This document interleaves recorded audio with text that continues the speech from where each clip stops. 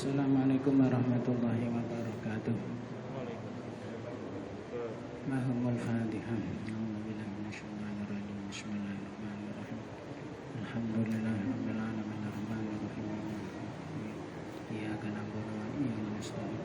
Shiratal mustaqim. Shiratal ladzina an'amta 'alaihim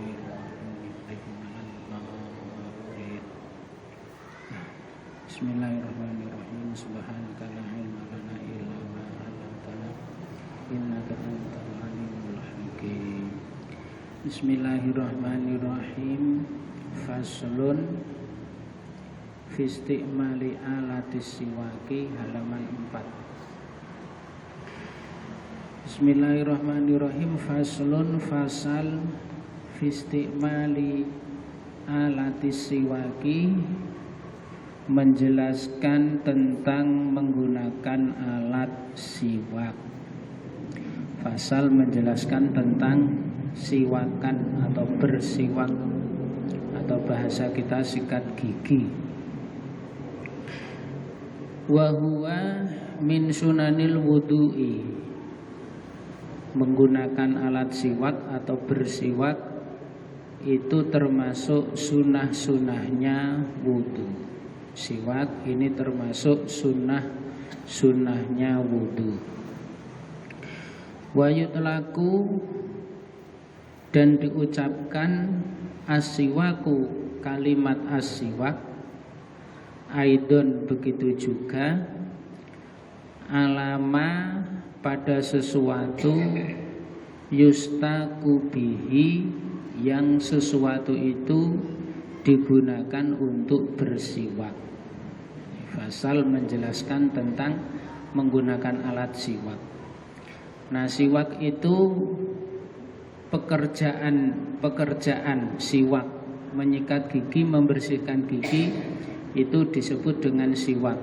Nah, terkadang benda yang digunakan untuk membersihkan gigi, untuk siwakan, untuk sikat gigi, itu juga disebut dengan siwak. Pekerjaannya itu disebut siwak. Alat yang digunakan untuk bersiwak juga disebut siwak dalam bahasa mereka. Min arokin, yaitu dari kayu arok, wanahwihi, dan sesamanya kayu arok. Nah, ini nama tumbuh-tumbuhan di sana.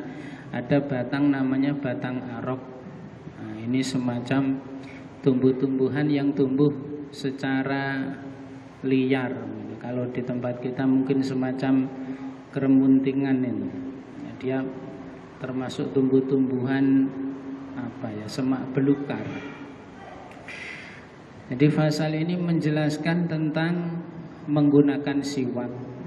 Nah, kalau di tempat kita mungkin siwak itu hanya dijumpai pada orang yang menggosok gigi dengan menggunakan sikat gigi yang diberi pasta gigi atau odol. Kalau siwak yang dimaksud di dalam fasal ini tidak menggunakan sikat gigi, tetapi menggunakan batang kayu yang disebut dengan batang arok. Nah, kalau bendanya sendiri itu mudah dijumpai, itu sudah dijual bebas di toko-toko, di supermarket. Itu sudah kayak sikat gigi gitu, sudah dibungkus satu persatu, sudah dijual bebas, mudah ditemukan. Nah, ini berasal dari batang yang disebut dengan batang arok. Biasanya kalau ada orang pulang dari haji atau umroh bawa oleh-oleh ini, siwak kayu yang digunakan untuk membersihkan gigi. Nah, ini. Kemudian selanjutnya siwak itu tidak terbatas pada batang arok saja. Boleh dengan menggunakan batang kayu apa saja, atau benda-benda yang sifatnya itu kasar yang bisa membersihkan. Itu juga bisa digunakan untuk melakukan yang namanya siwak itu tadi. Hanya yang yang wurud dari Nabi yang menggunakan batang arok ini. Nah, kalau bendanya itu tidak harus dari batang arok, bisa berbentuk apa saja. Bahkan kalau ada orang mau sholat dia tidak membawa siwak, itu sunnah memakai bajunya. Bajunya itu dipakai siwakan. Jadi giginya digosok pakai kain, pakai bajunya boleh, pakai surbannya boleh. Jadi digosok-gosok sebagai ganti dari batang arok yang tidak ada tadi. Itu juga sudah mendapatkan kesunahan atau pahalanya melakukan siwak, itu sudah dapat. Tidak harus dengan menggunakan batang arok tadi.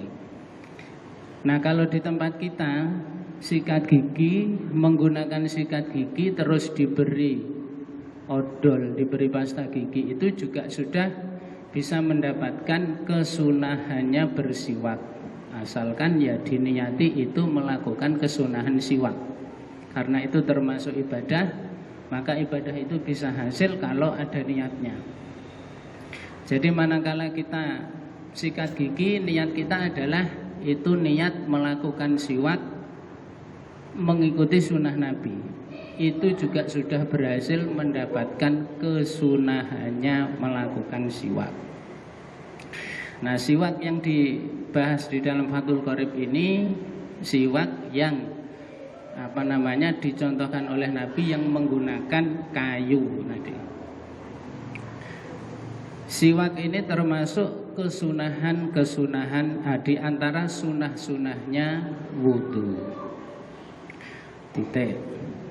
Nah, makanya disitu kan min arokin wa nahwihi, bisa dengan menggunakan batang arok atau sesamanya. Ya tidak harus dengan kayu arok, boleh dengan apa saja asalkan dia itu sifatnya bisa membersihkan.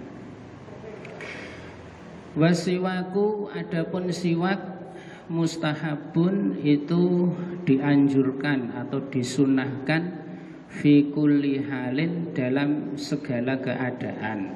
Titik. Siwak itu hukumnya sunnah di setiap keadaan, kapanpun dan dimanapun sunnah melakukan siwak. Nah, yang enak dari melakukan siwak itu kan dia praktis, tidak membutuhkan air untuk kumur-kumur. Jadi asalkan di situ ada benda, bisa digosok-gosokkan ke gigi, yang bendanya itu kasar bisa membersihkan begitu, maka di situ sudah mendapatkan kesunahan bersiwak. Wala yukrahu tanzihan, wala yukrahu, dan siwak itu tidak dimakruhkan tanzihan dengan makruh tanzih ila ba'da zawali, kecuali setelah tergelincirnya matahari, lisoimi, bagi orang yang puasa. Fardon, baik itu puasanya puasa fardu, au naflan, atau puasa sunnah. Nah, selanjutnya adalah hukum siwak ini tidaklah dimakruhkan dengan makruh tanzih. Ya, makruh tanzih itu makruh tanzih itu murni atau bersih. Jadi makruh yang benar-benar makruh, ya hanya makruh saja begitu. Di makruh adalah perbuatan yang manakala dikerjakan tidak apa-apa, dan kalau ditinggalkan dia mendapat pahala. Nah, ada lagi makruh tahrim. Kalau ulama yang membedakan ada makruh tanzih, ada makruh tahrim, maka yang dimaksud adalah kalau makruh tanzih ini dalilnya itu sudah jelas, tidak akan mengarah kemana-mana. Ya, dengan dalil itu akan didapati kesimpulan bahwa ini hukumnya makruh, makruh tanzih. Kalau makruh tahrim ini ada sebuah dalil terus dianalisa, hasilnya adalah di situ pelarangan, tetapi masih ada kemungkinan untuk diartikan ke lain. Nah, itu makruh tahrim, karena masih ada kemungkinan untuk diarahkan ke makna yang lain, maka kata-katanya makruh tahrim. Nah, makruh tahrim itu ya dari kata-kata haram itu, makruh yang haram, kalau dilakukan itu sudah ada sanksi dosanya. Kalau makruh tanzih tidak ada sanksi dosanya. Nah, siwak itu tidak dimakruhkan kecuali setelah tergelincirnya matahari bagi orang yang puasa, entah itu puasa fardu atau puasa sunnah. Maksudnya kalau ada orang puasa, dia tidak diperbolehkan melakukan siwak setelah tergelincirnya matahari atau setelah masuknya waktu duhur, ya gampangnya setelah jam 12 siang. Kalau ada orang puasa, baik itu puasanya fardu atau puasa sunnah, dia tidak boleh siwakan setelah jam 12 siang. Nah, tidak bolehnya itu ya hanya makruh.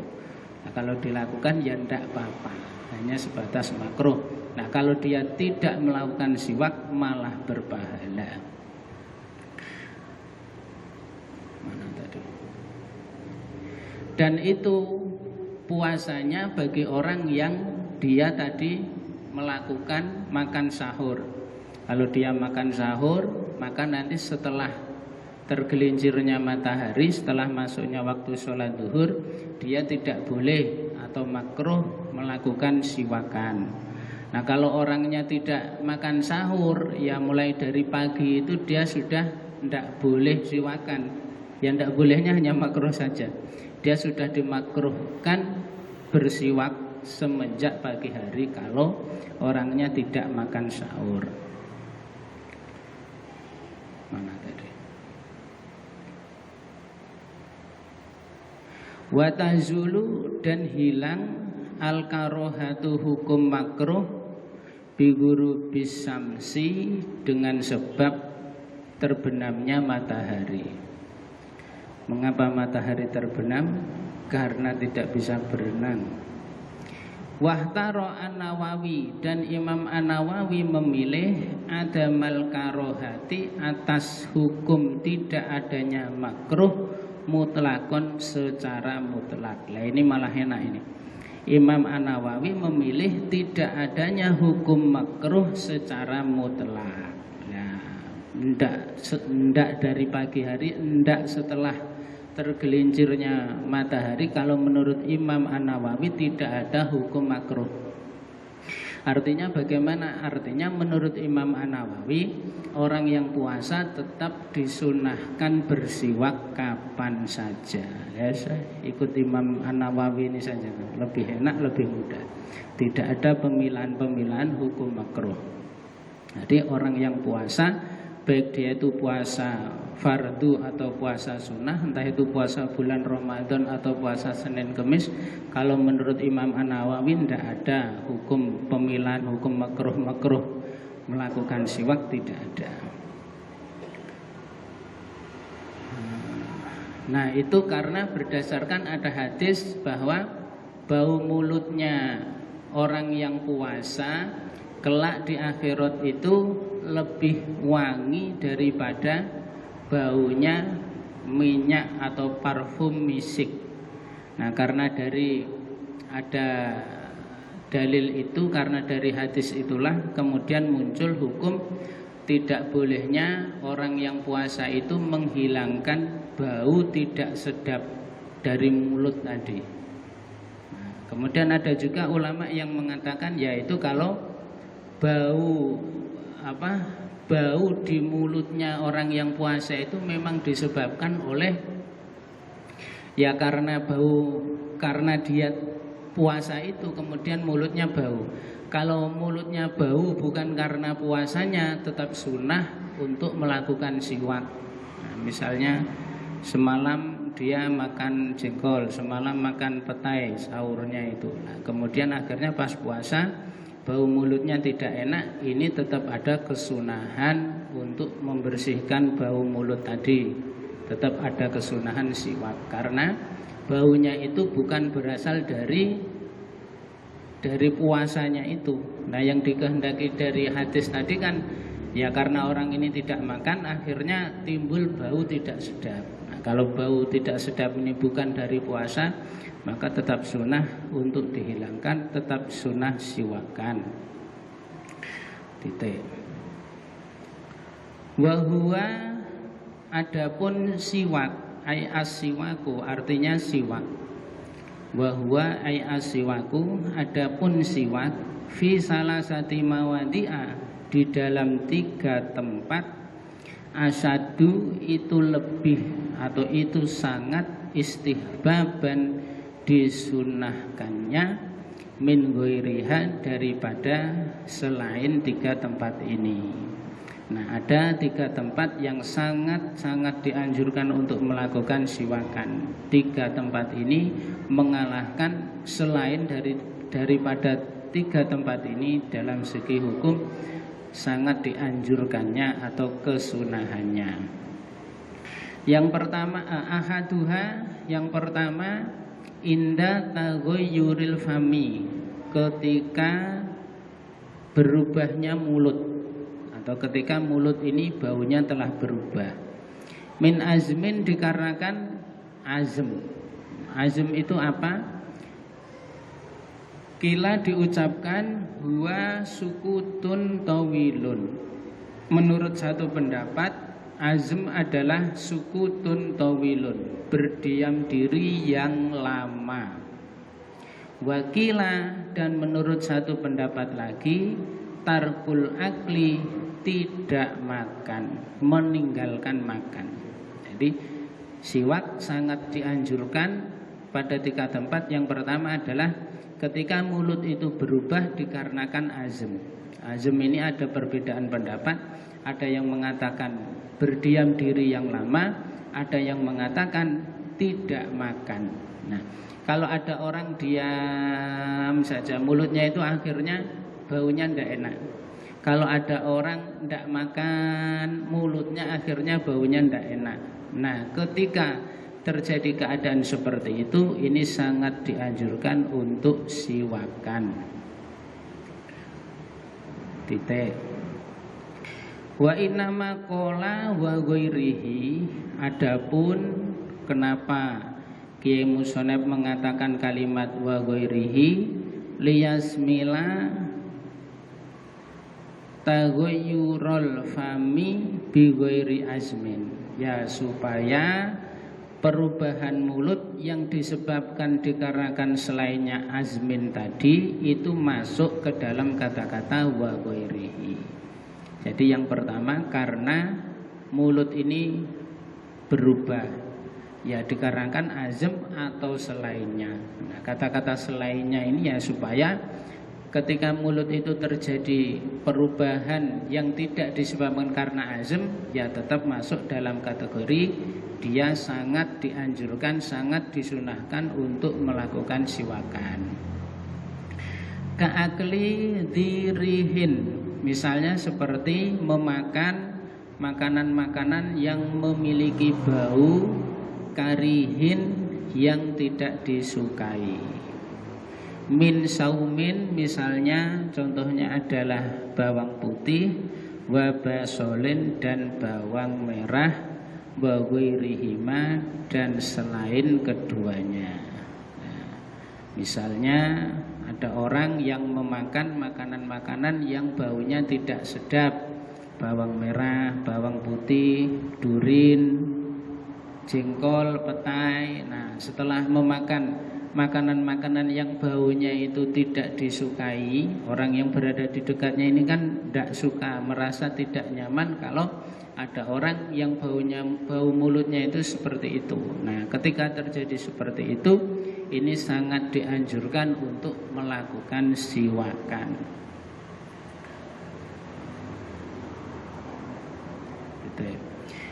Wasani, adapun yang kedua, indal qiyami, yaitu manakala berdiri, al istiqodi, artinya bangun, minan naumi, dari tidur. Yang kedua, siwakan sangat dianjurkan ketika bangun tidur. Wasalisu, adapun yang ketiga, indal qiyami, itu ketika berdiri ila sholati menuju sholat fardon baik sholatnya itu sholat fardu au naflan atau sholat sunnah titik. Nah yang kedua adalah ketika bangun tidur, yang ketiga adalah ketika hendak melakukan sholat. Nah, 3 tempat ini sangat-sangat dianjurkan untuk melakukan siwakan. Ini pahalanya besar sekali, fadilahnya besar sekali. Ini siwakan itu tidak hanya menjadikan gigi putih, gigi bersih, mencegah gigi berlubang, tidak hanya itu, dia juga menjaga kebersihan dan kesehatan mulut. Nabi menganjurkan ini sebelum ada teknologi yang bisa melihat kuman-kuman, yang bisa melihat apa itu kalimatnya, mikroorganisme atau apa ini. Sebelum ada benda-benda yang bisa digunakan untuk melihat benda-benda yang tidak bisa dilihat secara langsung oleh mata. Ini Nabi sudah menganjurkan siwakan seperti ini. Jadi ini manfaatnya secara medis, secara non medis sangat besar sekali. Secara medis seperti itu tadi. Bahkan ada juga salah satu fadilahnya siwakan ini mempermudah buang air besar. Kalau hadisnya orang yang melakukan siwak itu besok ketika menghadapi sakaratul maut dia akan dimudahkan untuk mengucapkan kalimat syahadat. Loh, sampai seperti itu fadilahnya orang bersiwakan. Ya tapi kalau siwakannya ini istiqomah, sering, sebanyak-banyaknya dia melakukan siwakan. Tapi kalau orang siwakannya ndak istiqomah, kadang siwakan kadang ndak, ya ndak dapat fadilah itu tadi ya. Fadilahnya bisa memperlancar seseorang menghadapi sakaratul maut, dia dimudahkan mengucapkan kalimat syahadat. Nah, dulu Nabi juga begitu. Ketika menghadapi sakaratul maut ini Nabi banyak-banyak melakukan siwakan. Nah, itu tadi. Jadi fadilahnya besar sekali. Mana tadi? Indal qiyami ila sholati, ketika melakukan sholat. Sholat yang di situ dengan siwakan, dengan sholat yang tidak melakukan siwak, itu berapa itu hadisnya? Perbandingannya kayak 70 apa 30? 70 banding 1. Jadi orang yang sholatnya sambil siwakan dulu baru sholat, dengan orang yang sholat tanpa siwakan itu fadilahnya berbanding 70 apa 30 kali lipat. Dibesar sekali fadilahnya siwakan. Titik. Wa yata'akkadu aidon, begitu juga siwakan ini sangat dianjurkan, sangat dikukuhkan fi ghairi salasati, di dalam selain 3 tempat ini tadi. Al-madkuroti yang sudah disebutkan ini tadi. Ada juga selain 3 tempat ini yang sangat dianjurkan untuk melakukan siwak, mimma huwa madkurun, yaitu pada keterangan-keterangan yang keterangan itu disebutkan fil mutawwalati, di dalam kitab-kitab yang lebih panjang lebar pembahasannya. Ya kalau di Fathul Qorib ini hanya sebatas disebutkan siwak itu sunnah di 3 tempat, cuma begitu kan. Kalau bendanya itu apa, cara memegangnya, fadilahnya ini tidak sampai disebutkan. Nah pada kitab-kitab yang lebih terperinci lagi pembahasannya, di sana ada lagi tempat-tempat yang sangat dianjurkan untuk melakukan siwakan. Qiraatil Qur'ani, misalnya seperti ketika membaca Al-Qur'an. Wasfiraril asnani, dan ketika kuning-kuningnya gigi-gigi, atau ketika gigi-gigi itu sudah menguning, itu juga sangat dianjurkan untuk melakukan siwakan. Titik. Nah ini. Wa yusanu, dan disunahkan, seseorang disunahkan ayan wiya bisiwaki as-sunnata, yaitu seseorang niat melakukan siwak itu dalam rangka melakukan kesunahan. Jadi Jadi ketika kita mandi sambil gosok gigi, di situ kita niat ini mengikuti sunnah Nabi, bahwa melakukan perbuatan seperti ini dianjurkan oleh Nabi. Saya niat menggosok gigi sunnah, gitu. Diniati sebagai melakukan kesunahan agar itu berpahala. Wa an yastaka biyaminihi, dan seseorang sunahnya melakukan siwak dengan tangan kanannya. Wa yabda'a, dan seseorang sunahnya mengawali bil janibil aimani, dengan arah sebelah kanannya, min famihi, dari mulutnya orang tadi. Nah, ini kesunahannya seperti ini. Yang pertama niatnya adalah niat melakukan kesunahan. Yang kedua, dia memegang siwaknya itu dengan tangan kanan. Kemudian dimulai dari mulut bagian kanan. Wa an yamurrahu ala sakfi halqihi, dan sunnah seseorang tadi menjalankan siwaknya pada langit-langit tenggorokannya orang tadi. Imroron, dengan menjalankan latifan yang lembut.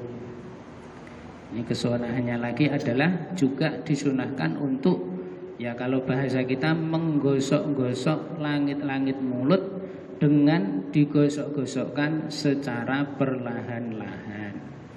Wa ala karosi adrosihi, dan juga digosok-gosokkan pada gigi-gigi gerahamnya seseorang. Jadi kalau dipraktikkan, yang pertama dipegang pakai tangan kanan. Dan selanjutnya cara memegangnya itu kesunahannya begini. Yang jari kelingking sama jempol itu berada di bawah, yang 3 jari berada di atas. Nah, cara memegangnya begini.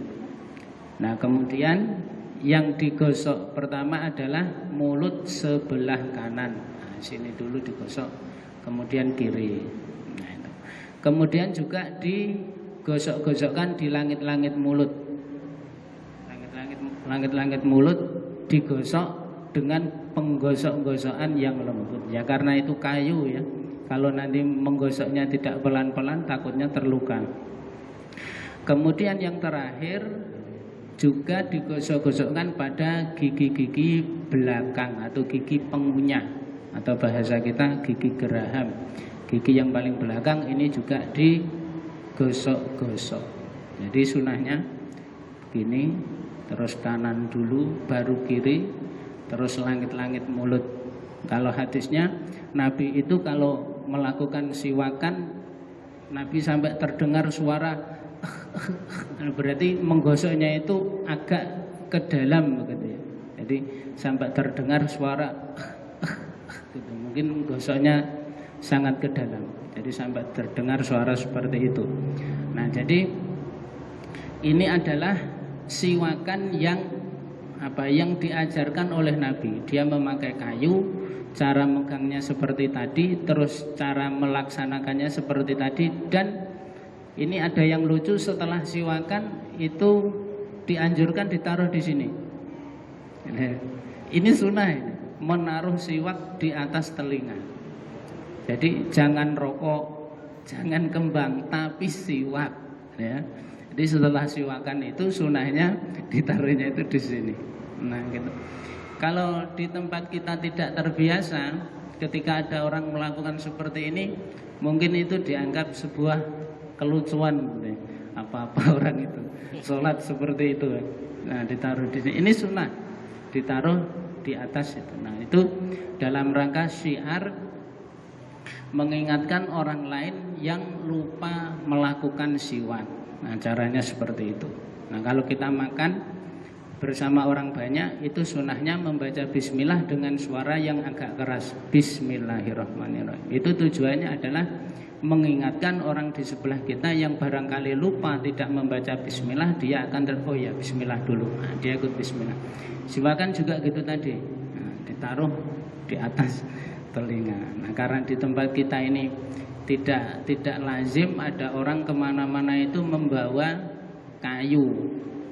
Mau masuk masjid siwakan, mau wudhu siwakan, mau sholat siwakan, selesai sholat siwakan terus. Memang begitu kesunahan.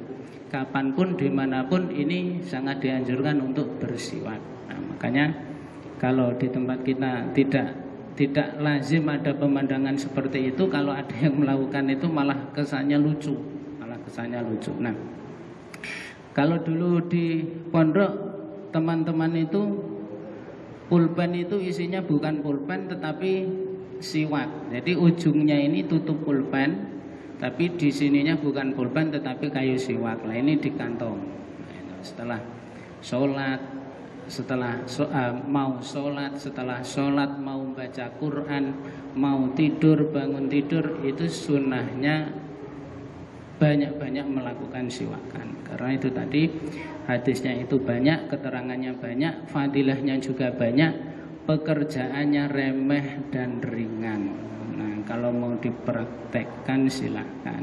Jadi, yang kedua, siwakan itu juga bisa berhasil dengan tidak seperti tadi. Misalnya kita memegangnya begini, tidak apa-apa.